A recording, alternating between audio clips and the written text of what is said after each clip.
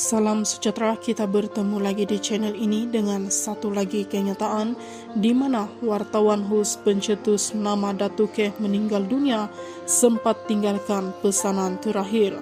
Wartawan hiburan veteran Pepile Kamar Huzaini Kamaluddin meninggal dunia di rumah abangnya Kamal Hisham Kamaluddin di Bertam, Kepala Batas Pulau Pinang akibat kanser usus.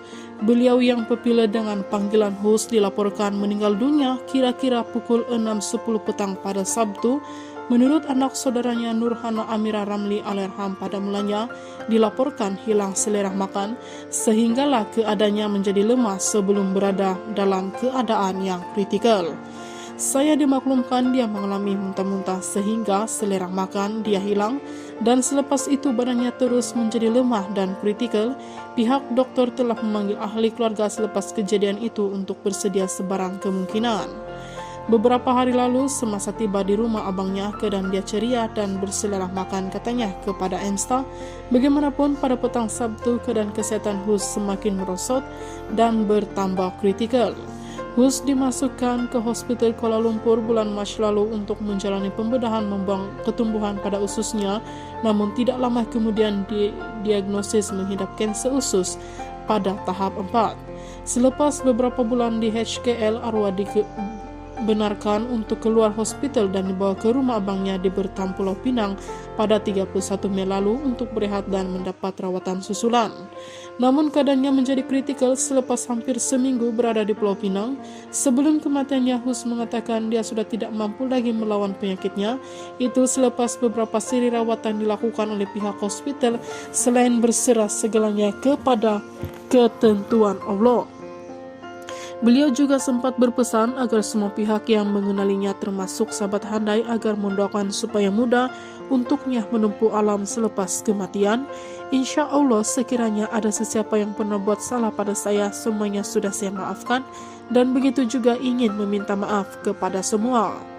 Doakanlah untuk saya kerana saya hendak masuk syurga, pesan HUS dalam keadaan sebak sewaktu wartawan Insta menziarahinya di HKL.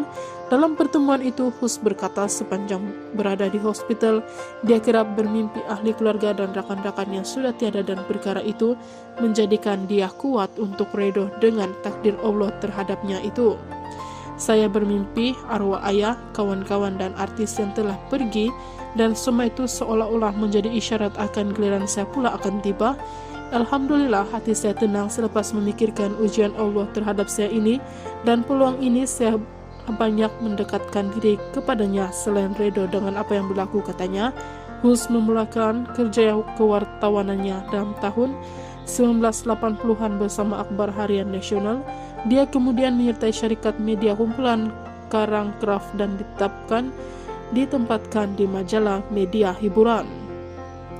Pada awalnya 1990-an, HUS menyertai utusan Malaysia Berhad sebagai wartawan majalah. Selain penulis pojok hiburan sensasi, HUS di sisipan pencendera akhbar mingguan Malaysia bersama syarat akhbar itu. HUS dinaikkan pangkat sebagai penolong pengarang majalah Mangga bergandengan dengan Jui, jawatan terakhirnya di utusan Malaysia sebagai pengarang sebelum berserah sepenuhnya selepas syarikat itu menutup operasi pada tahun 2019. Dalam bidang seni, HUS banyak menerima peluang menulis lirik artis tempatan dan hantaran yang populer, yaitu lagu nyanyian Ramlah Ram berjudul Keangkuhanmu dalam album yang diedarkan pada 1995. Antara pengalaman menarik HUS apabila dia berjaya menghidupi kisah cinta Siti Nurhaliza dan mendedahkan penyanyi itu sedang berkawan dengan seorang usahawan dikenali sebagai Datuk K kerana tulisan nama Datuk K yang merujuk kepada Datuk Seri Khalid Muhammad Jiwa menjadi sinonim dan panggilan sehingga kini. Selain HUS, beberapa ahli keluarganya turut terlibat dalam industri media termasuk bapanya iaitu A.R. Kamaluddin yang juga wartawan dan editor terkenal tahun 1990-an. 4 adiknya juga bergelar wartawan termasuk Nurul Afidah Kamaluddin yang merupakan wanita pertama bergelar ketua pengarang bernama dan kemudian dilantik ketua pegawai eksekutif agensi berita itu.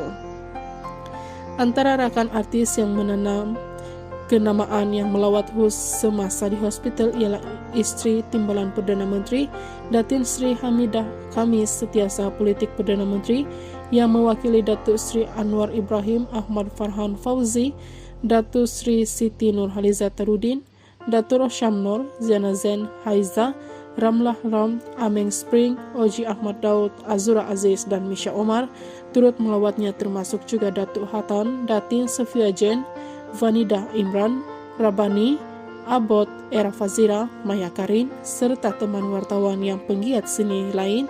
Jenazah Alerham dijadwalkan dikebumikan di tanah perkuburan Islam Masjid Abdullah Fahmi, Bertam, Pulau Pinang selepas solat Isyak. Kita mendoakan semoga Allah mudahkan segala urusan beliau di alam barzak dan ditempatkan dalam kalangan orang yang beriman dan beramal soleh. Al-Fatihah.